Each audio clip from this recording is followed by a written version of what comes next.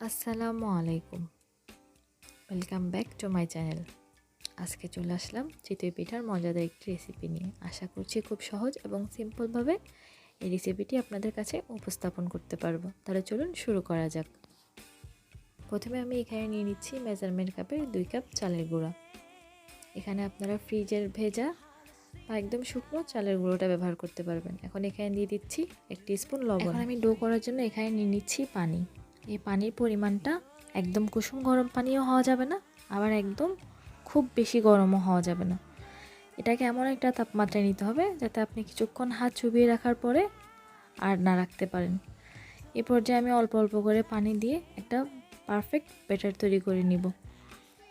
এই ব্যাটারটাকে খুব সময় নিয়ে ভালোভাবে মেখে মেখে তৈরি করতে হবে। আপনি এখানে যত বেশি সময় দিয়ে ব্যাটারটা তৈরি করবেন, চিতই পিঠা তত পারফেক্ট হবে। তো দেখতেই পাচ্ছেন আমি হাত দিয়ে কষলে খুব ভালোভাবে ব্যাটারটা তৈরি করে নিচ্ছি। আপনারা চাইলে এখানে হ্যান্ড উইক্স ব্যবহার করতে পারেন।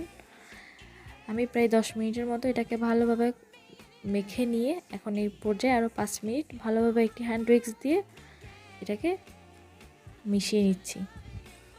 তো দেখতেই পাচ্ছেন আমার এখানে ভালোভাবে মিশানো শেষ। এখন এটাকে আমি রেখে দিব 10 মিনিটের জন্য একটি সাইডে।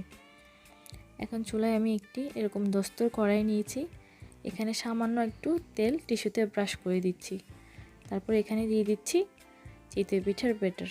অনেকেরই প্রশ্ন থাকে চিতই পিঠা সব কিছু ব্যাটার ভালোভাবে তৈরি করার পরও পিঠা ভালোভাবে ফুলতে চায় না বা নিচে দিয়ে লেগে যায়।